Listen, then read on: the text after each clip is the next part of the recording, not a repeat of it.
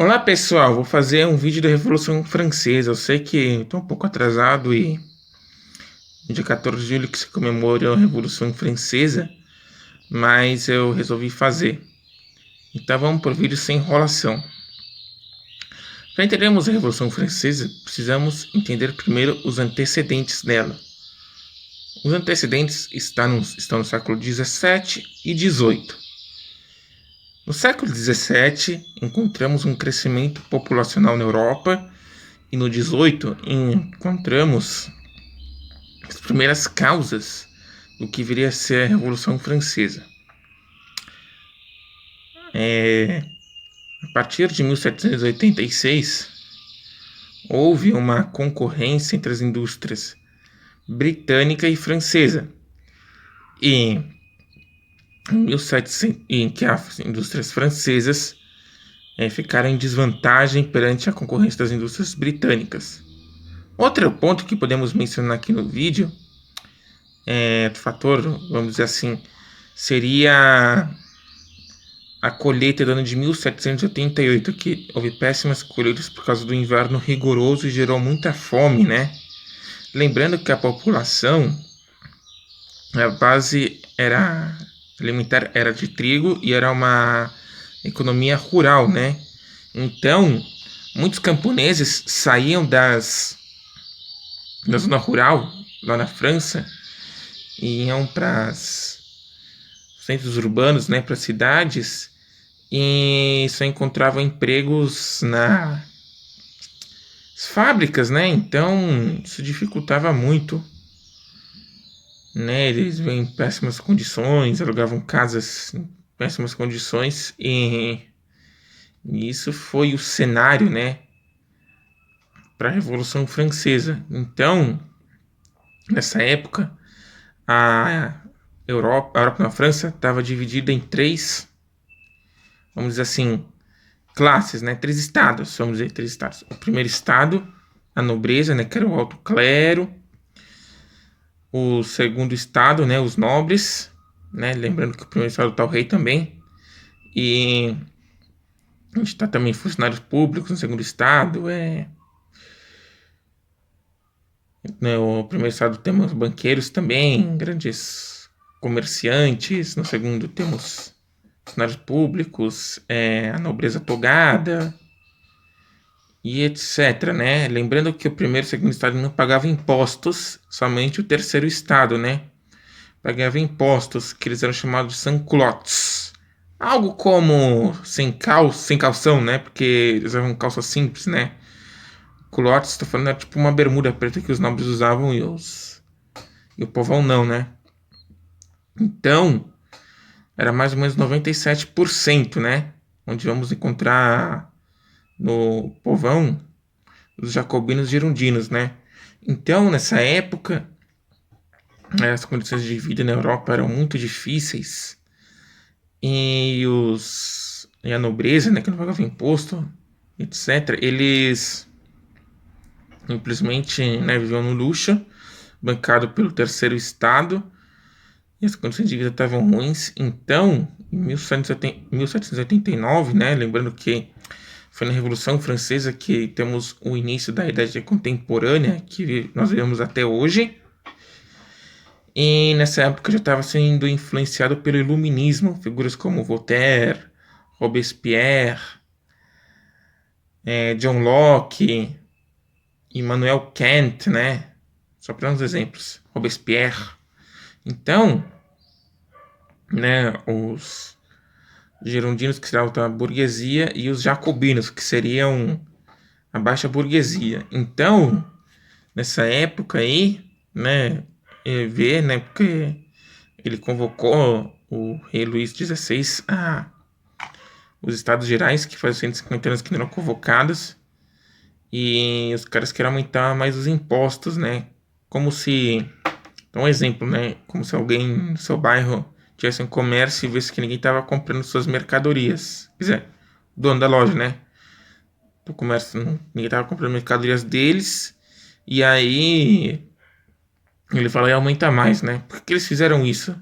Eles aumentaram os impostos, taxaram mais o terceiro estado para continuar vivendo no luxo, né, como eles estavam fazendo. Então, isso ia gerar revolta, é óbvio, né, e gerou. A Revolução Francesa vai durar 10 anos, de 1789 a 1799. E são 3 fases, né? Fase da Assembleia Constituinte, a segunda fase, né, também chamada de período do terror, e o diretório, né, que é a última fase, né.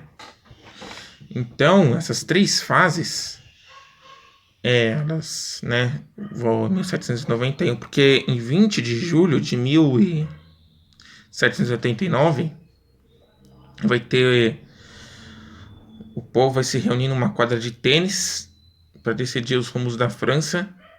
E eles não vão deixar nem os nobres nem o rei entrarem. Esse conhecido como juramento do jogo de Pela, né? 20 de julho de 1779. E no dia, 2 anos depois, ia ter uma nova constituição, ou seja, não ia ter mais o antigo regime, ia ser agora uma monarquia absolutista. O poder executivo ficava com o rei, porém o poder legislativo ficava com uma assembleia, né? O dia 4 de agosto de 1789 foi abolido os direitos feudais, né? Ainda existiam resquícios do feudalismo na França em pleno século XVIII. E essa Constituição é de 26 de setembro de 1791. Então, também nesse ano ia ser 1789 que foi declarado o direito dos homens, né? E o lema da Revolução Francesa era Liberté, Égalité, Fraternité, igualdade, liberdade e fraternidade. Então, os caras lá, eles, né, eles tomaram poder, né, na Bastilha, né, em 14 de julho de 1789, né, que é considerado o ano do início da Idade Contemporânea, que nós estamos até hoje, né, e tinha um prisioneiro famoso lá, o Marquês de Sade, né, que ele tinha estuprado uma moça lá da alta nobreza, depois que ele ficou preso, só assim que ele conseguiu se libertar. Lá tava a pólvora e as armas para ele poder se libertar, né, para o povo fazer revolução, desculpa, revolução. E nesse período surgiram 4, vamos dizer, grandes grupos, né, partidos, vamos dizer, os girondinos, os jacobinos, os montanheses, que era uma ala mais radical dos jacobinos, e os realistas, né, que era o partido da realeza, né. Então é isso aí, jacobinos, girondinos, montanheses e realistas. Então, então tem essas fases, né? E obviamente que o Luís XVI não aceitou, né, a nova Constituição.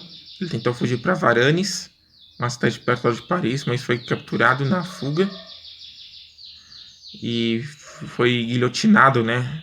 E o período do terror é chamado por causa que muitas pessoas foram guilhotinadas, né? Então, né, esse período, né, ele é importante, em que vai depois se disseminar as ideias de república por toda a Europa, né? E por o fim do antigo regime, né? Então, no fim, temos Napoleão já na última fase, em que ele era um homem corso, né? Porque na fase do diretório, os diretores, como eram chamados, os líderes do mesmo, não conseguiam controlar as rebeliões tanto do povão quanto dos ricos, né? Então eles precisavam de uma figura forte. E quem se encaixava nisso era o Napoleão Bonaparte. Então o Napoleão, ele tomaria o poder, iria atrair a própria Revolução Francesa, né? Em que ele, primeira fase dele chamaria consulado, né? Ele se auto-intitulou imperador, ele era corso, Depois vamos falar que eles falam que ele é francês, né? Ele nasceu na Córcega. E ele tomou poder, já era veterano de guerra, né? Tinha lutado na Itália, 1796, 1797, e no Egito, né? Ele lutou no Egito contra os britânicos na Batalha do Nilo ou Batalha de Abukir, que ele perdeu, né? Então, ele tomou o poder e a primeira fase dele ficou conhecido como consulado.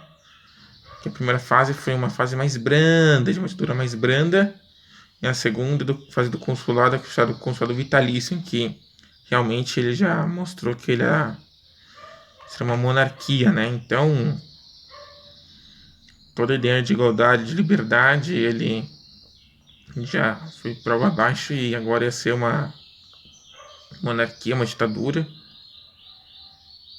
E depois, né, o próximo vídeo seria, quer dizer, depois seria napoleônica, mas esse assunto pro próximo vídeo, né? Então, o que vocês acharam? Curtem, comente, compartilhem, se inscrever. Falou!